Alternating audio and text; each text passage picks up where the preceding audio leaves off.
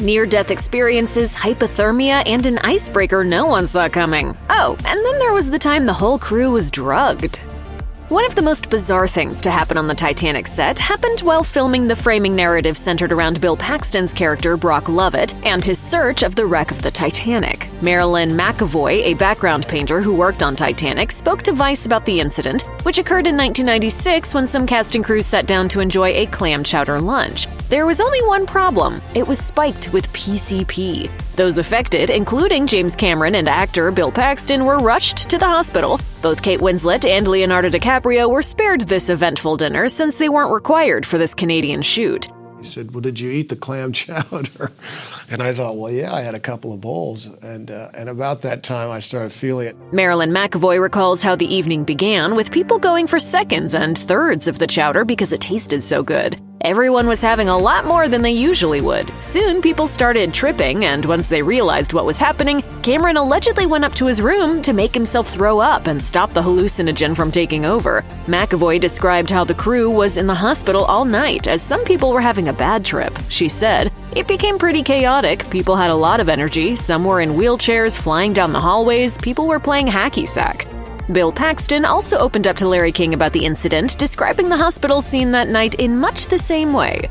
You see some people are freaking out, some people are Congo dancing, some people are euphoric. I knew I was pretty stoned. On her end, McAvoy said it all seemed like a dream and that her experience wasn't too bad. Unfortunately for the crew, they never caught the perpetrator, resulting in that entire night going down as one of the weirdest on-set moments. Once the Titanic sinks, Jack freezes in the frigid waters, but Rose manages to stay alive and flag down a nearby boat, looking for survivors. It's a tragic ending, but Rose's shivering tears weren't pure acting. It was cold as hell in that water. In 2017, Kate Winslet appeared on The Late Show with Stephen Colbert and revealed that when shooting this scene in the water, she got hypothermia. Yeah, I was really cold. She further explained that even though this was all supposed to be pretend movie magic, there was so much water that the crew couldn't heat it all up. Hey, maybe if DiCaprio had just climbed up on that piece of wood to keep her warm. Nah, never mind. There's no way there was room for him. No possible way.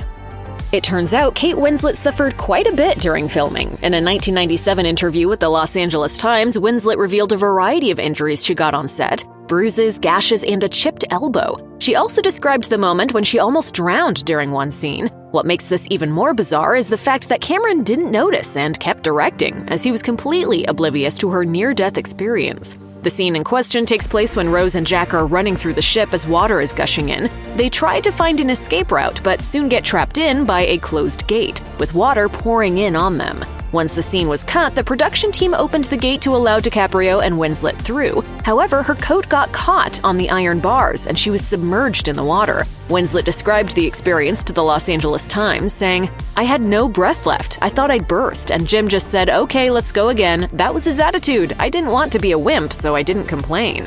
Well, I'm fine. I'll be fine. Really.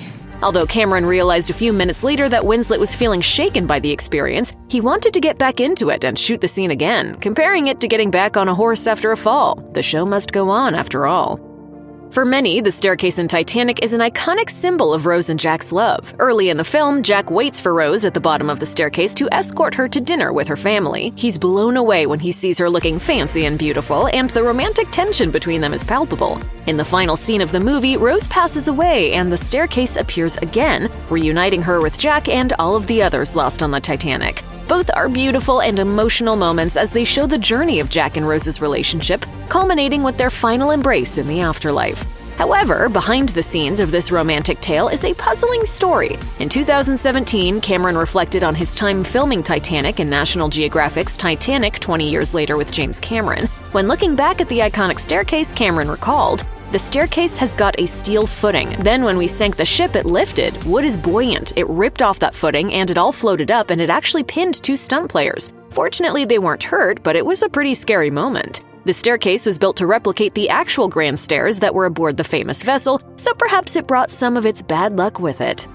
Brett Baker, Leonardo DiCaprio's photo double in Titanic, spoke to Vanity Fair in 2016 about his experience making the film. Baker was a struggling actor and was thrilled to join the project, even though the role wasn't exactly what he'd trained for. As a photo double, Baker's job was to silently take DiCaprio's place in shots where you couldn't see his face to give the star a break from more tedious work. Baker's presence in Titanic is undetectable, but he remembers how nervous he was to meet Cameron for the first time since he is both shorter and older than DiCaprio. Luckily, Cameron believed he looked enough like DiCaprio that it would work. Baker looks back fondly on his time on the Titanic set, saying most actors don't get their big breaks starring in one of the biggest films of all time. Plus, the photo double life got interesting thanks to all of the teen fans waiting by the studio gate, hoping to catch a glimpse of DiCaprio. During the filming of Titanic, the Leo craze was in full swing. Security would usher DiCaprio out the back to avoid the fans, and Baker would be brought out front for everyone to gush over, turning him into a real-life photo double for the star. As Baker recalled to Vanity Fair, the fans went berserk, screaming, looking inside the window, waving their pieces of paper for an autograph. I don't know if anyone knew that was going on at the gate every morning. At least he got his own little fan club during filming. Actors have been known to take things from set from time to time. Think of it less as stealing and more as holding onto a piece of memorabilia that commemorates the time they spent filming. It's understandable when one goes through blood, sweat, and tears to make a film that they feel like they deserve a little something for their troubles, aside from their massive paycheck, of course. Winslet did almost drown and get hypothermia. Maybe it's fair to say that she wanted to take a little something extra on the way out. In an interview with the New York Times, she revealed that she likes saving things from sets, and during Titanic, she snagged some jewelry. She explained, "I did take a pair of Rose's earrings, but somewhere I lost one." It's a fitting story, since Titanic itself is framed around a search for lost jewelry, a necklace that, of course, gets lost in the ocean at the end.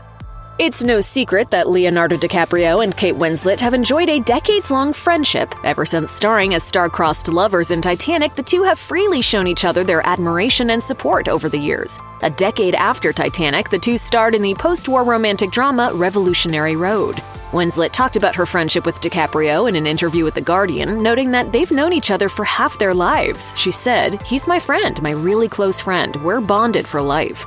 Winslet won the Golden Globe for Best Actress in 2009 for Revolutionary Road and gushed about her co-star in her off-the-cuff speech. For his part, DiCaprio has described how Winslet broke the ice between the two right off the bat. In the official behind-the-scenes book of the film, Ed W. Marsh's James Cameron's Titanic, DiCaprio shared their bizarre first encounter that did just that. The first scene he shot was the one where he draws naked Rose. DiCaprio explained, "Winslet had no shame with it. She wanted to break the ice a little beforehand, so she flashed me. I wasn't prepared for that, so she had one up on me. I was pretty comfortable after that."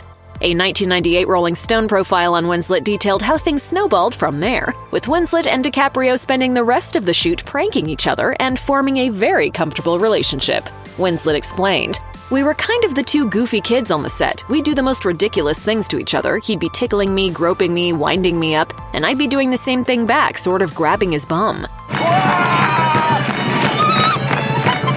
DiCaprio discussed the seriousness of their friendship on set as well, saying, "She was my best friend for 7 months. We'd unload the stresses of the shoot to each other, vent to each other, watch out for each other. Kate was just the perfect person to work with because she was very much one of the guys, and it would have been much harder without her. We were partners."